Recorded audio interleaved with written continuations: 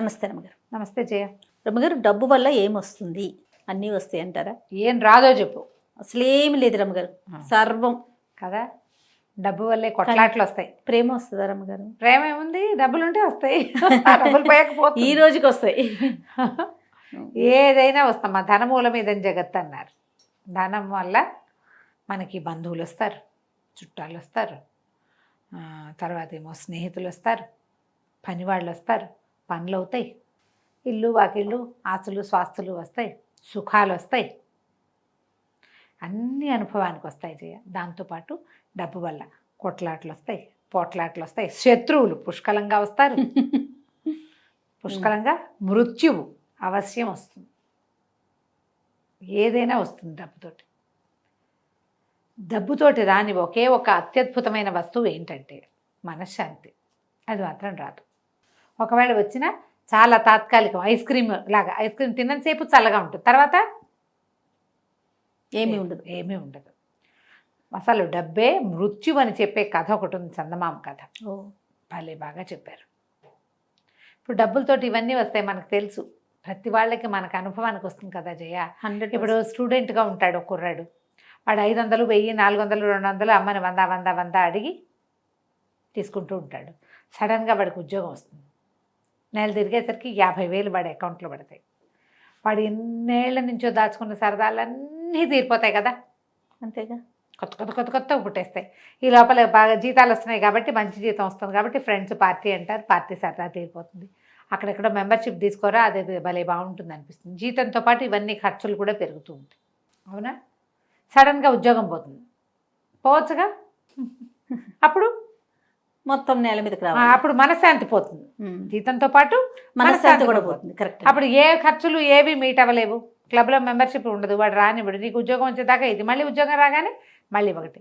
ఈ మనకి యూట్యూబ్లో ఇది ఒకటి చెప్తా ఉండు, గుర్తొచ్చింది నాకు.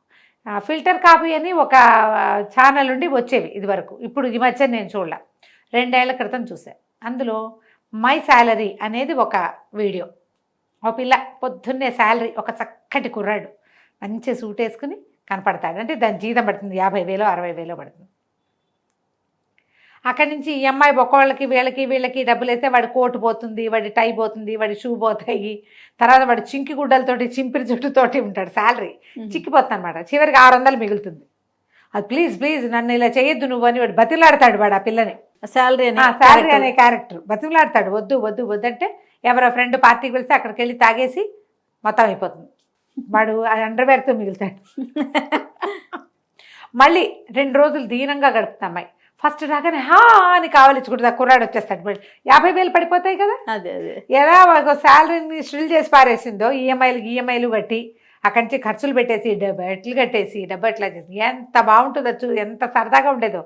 ఒక 5-6 సార్లు అయినా చూసేదాన్ని నేను. అవునా? హిందీది, కానీ డైలాగులు ఏముండవు. ఇది కనపడుతూ ఉంటుంది. Action only. ఆ శాలరీ ఫిఫ్త్ డే, జీతం వచ్చిన 5వ రోజు, 10వ రోజు, 15వ రోజు, 20వ రోజు, 29వ రోజు, 30వ రోజు. ఓకే. శాలరీ రాగానే మళ్ళీ వాడు చక్కగా ట్రిమ్గా ఉండి కావలించుకుంటాడు వచ్చి. ఎంత బాగా చేస్తారు. ఇప్పుడు ఉద్యోగం పోయాక ఈ కథ. ఎప్పుడు కూడా డబ్బుతోటి అన్నీ వస్తాయి, కానీ డబ్బుతోటే అంతా లేదు అనే నగ్న సత్యం మనకి అప్పుడప్పుడు పానకంలో మిరియపు గింజలాగా తెలుస్తూనే ఉంటుందమ్మా. తెలుస్తుంది. డబ్బుతోటే ఏం లేదు. కొన్ని కుదురుతాయి, కొన్ని కుదరవు. చాలా కుదురుతాయి. నీకు ఆ క్షణానికి అత్యంత ఆవశ్యకమైనది అదేదో డబ్బు వల్ల కుదరదు. ప్రైమ్ టైంలో, ఒక విషాదకరమైన సిచ్యువేషన్లో నువ్వు లోగా ఉన్నప్పుడు నీకేం కావాలో అది మాత్రం డబ్బులు తేవు. మిగిలిన కంఫర్ట్స్ అన్నీ డబ్బులు తెస్తాయి. ఆలోచించండి, అవునా కాదు. అయితే మరట ఒక ఊళ్ళో 3 దొంగలు ఉండేవాళ్ళట. వీళ్ళు ఒక కొండ మలుపుల్లోనూ అక్కడ చెట్ల వెనకాల దాక్కుని ఆ దారిపోయే వాళ్ళని కొల్లగొట్టి డబ్బులు కొట్టేసేవాళ్ళు. అయితే ఒకసారి వీళ్ళు చాలా చేసేవాళ్ళట. 3 కలిసి ఎంత సఖ్యతగా ఉండేవాళ్ళు. ఎవడు ఎక్కడ ఎవరిని చూసినా మిగిలిన వాళ్ళిద్దరిని పిలిచేసేవాడు. 3 కలిసి ముట్టడి చేసి సంపాదించుకునేవాళ్ళు. ప్రతి రూపాయి పంచుకునేవాళ్ళు. అసలు పొరపచ్చాలే లేవు, కానీ బ్రహ్మాండంగా ఉండేవాళ్ళు. వాళ్ళకి తినకూడవా సరిపోయేది, అంతకంటే కాదు సరిపోయేది. ఏమైందట, ఒకసారి ఒక కొండ మలుపులో వీళ్ళు చెట్ల దగ్గర, చెట్ల వెనకాల దాక్కుని ఉంటే కొండ మీద నుంచి ఒక సన్యాసి పరిగెత్తుకుంటూ వస్తున్నాడట. వస్తుంటే వీళ్ళు ఆశ్చర్యపోయి, సన్యాసుల్ని వాళ్ళని దోచుకుంటే ఏముంది, వారు చిప్పాకర్ర తప్పితే ఏముండదు. ఆ పేరు ఏంటంటే స్వామి గారు పరిగెడుతున్నారంటే, నాది కాదు, నేను తపస్సు చేసుకోవాలనుకున్నా, ఊళ్ళో ఉంటే అందరూ డిస్టర్బ్ చేస్తున్నారండి, పై కొండ మలుపులో ఒక గుహ ఉంది కదా, ఈ మలుపు కాకుండా పై మలుపులో ఒక గుహ ఉంది, ఆ గుహలో ఏకాంతంగా తపస్సు చేసుకోవచ్చు అని వెళ్ళాను, అక్కడ మృత్యుదేవత ఉందిరా, అందుకే భయపడి పారిపోయి వచ్చేస్తున్నాను అన్నాడు. మృత్యుదేవత? మేము ఎన్నాళ్ళ నుంచో ఇక్కడే ఉన్నామే, మాకు మృత్యుదేవత ఎప్పుడు కనపడలేదు, మేము ఎంతమంది తలకాయలు పగలు కొట్టాము, మేము ఎంతమందితో చేసాం, మృత్యుదేవతను మేము చూడలే అసలు.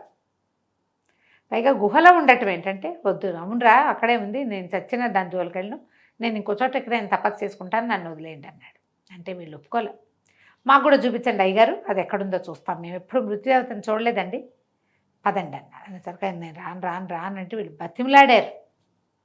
ఒకసారి చూపించండి అయ్యగారు ఒకసారి అని చెప్పి బలవంతంగా ఆయన్ని పుచ్చుకొని ఆ గుహ వైపుకి నడిపించారు. ఈ కొండ మలుపులోంచి అలా వెళ్ళి అదొక కొండ మలుపు ఎక్కి అక్కడ ఒక గుహ ఉంది. అది బయటికి వెళ్తే గుహలా కనబడదు, లోపలికి వెళ్తే గుహ తెలుస్తుంది. ఆ లోపలికి 3 దొంగలు సన్యాసి వెళ్ళారు. లోపలికి వెళ్తే లోపల వెలుగ్గా ఉంది, చాలా లోపల, బయటకు కాదు. ఈయన ఏకాంతం కోసం కదా పోయాడు లోపలికి. అక్కడ ఏం కనపడిందంటే వీళ్ళకి అపారమైన ధనరాశి, ఎన్ని వరహాలున్నాయి, కోట్ల కొద్దీ డబ్బు ఉంది అక్కడ.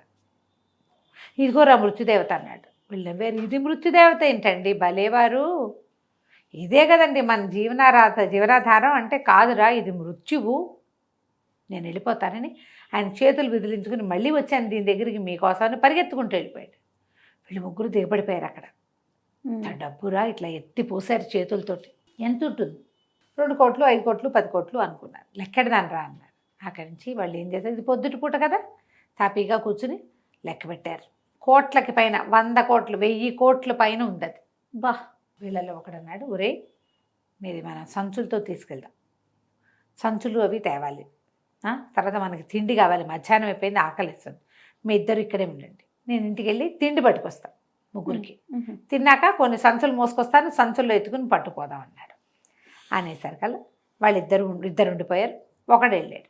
వాడు వెళ్తూ అనుకున్నాడు, పిచ్చి బెతవులు, నేను తిండి తేవడానికి వెళ్తున్నాను అనుకుంటున్నారు, అంత సొమ్ము పంచుకుంటాడా ఎవడైనా, వీళ్ళిద్దరిని అంతం చేసి మొత్తం డబ్బు నేనే కొట్టేయాలనుకున్నాడు. వాడి ఇంటికి వెళ్ళి శుభ్రంగా అన్నం తినేసి వాళ్ళ ఆవిడతో వంట చేయించుకుని తిని అందులో వీళ్ళ కోసం బాక్సుల్లో పెట్టించి కాస్త విషం కలిపి 2 బాక్సులకు పట్టుకొచ్చాడు. ఓరి దుర్మార్గుడు. వీళ్ళిద్దరు కూర్చున్నారు కదా, కూర్చుని వీళ్ళేమనుకున్నారు, వీడు బొందా, వీడు తిరిగి వచ్చేదాకా కూర్చుంటామా మనం, మంది ఎక్కువైతే మధ్యకి బలసనైపోతుందో రే, మనం ఇద్దరమే పంచుకుందాం, వాడిని పంపేశాం కదా, వాడు వెళ్ళిపోయాడు, చెరుకో దుడ్డు కర్ర పుచ్చుకొని వాడు లోపలికి వచ్చేటప్పుడు వాడు బుర్ర పగలు కొట్టేద్దాం, అప్పుడు మన ఇద్దరమే పంచుకోవచ్చు, ఇన్ని 100 కోట్లు 1000 కోట్ల పైన ఉన్నదాన్ని మనమే పంచుకోవచ్చు. అక్కడి నుంచి వాడు చక్కగా అన్నం తిన్నాడు, స్నానం చేసి అన్నం తినేసి 2 బాక్సులు చేత్తో పుచ్చుకొచ్చాడు క్యారేజీ. వాడు లోపలికి వచ్చేటప్పుడు వీళ్ళిద్దరూ ఏం చేశారు, చెరుకో దుడ్డు కర్ర పుచ్చుకొని, వీళ్ళ దగ్గర కర్రలు ఉన్నాయి, 3 కర్రలతోటి, అంటే ఎవరైనా వస్తే అటకాయించడానికి కర్రలు ఉంటాయి కదా, వాడి కర్ర వాడు మోసపడి వీళ్ళ దగ్గర ఉన్నాయి. వాడు ఇట్లా గుహలోకి వస్తుంటే చెరో పక్క నుంచి మీద పడి కొట్టి చంపేశారు. నెత్తుటి మడుగులో పడిపోయినాడు స్నేహితుడు. టిఫిన్ క్యారేజీలు తీసుకున్నారు, ఇద్దరు చక్కగా కడుపు నిండా తిన్నారు. ఇంకేముంది, తిన్నాక వాడు కలిపిన విషంతో వీళ్ళు కూడా చచ్చిపోయారు. అదే కదా ఆయన చెప్పింది. 3 శవాలు అక్కడ ఉన్నాయి. ఆ సంపదలో ఒక్క బిళ్ళ కూడా బయటికి పోలేదు. డబ్బు ఇంత పని చేస్తుంది. అంతకుముందు వీళ్ళు 3 స్నేహంగా ఉన్నారు, చక్కగా హాయిగా కలిసి ఉన్నారు. పెద్దది పంచుకోవడానికి వచ్చేసరికి వంతులు వస్తాయి, ఒకటి తగ్గి చేస్తే ఇద్దరమే అవుతారు. మనం ఎన్ని సినిమాల్లో చూసాం, ఇదే కదా. అవునండి, డబ్బు ఎప్పుడు దీనికి దారితీస్తుంది. ఎంత బాగుందో రమ్మగారి కథ, మంచి కథ కదా, చాలా మంచి కథ. ఎప్పుడైనా ఇలా పెద్ద అమౌంట్స్ అలాంటివి ఉన్నప్పుడు మీరు స్నేహితులతో చేసేటప్పుడు బిజినెస్ల్లో కూడా ఆలోచించి దిగండి. రైట్, చాలా మనం ఇంటికి బాగుంది రమ్మగారు. నమస్తే. నమస్తే. సుమన్ టీవీలో మీ పర్సనల్ అండ్ బిజినెస్ ప్రమోషన్స్ కోసం కింది నెంబర్కి కాంటాక్ట్ చేయండి.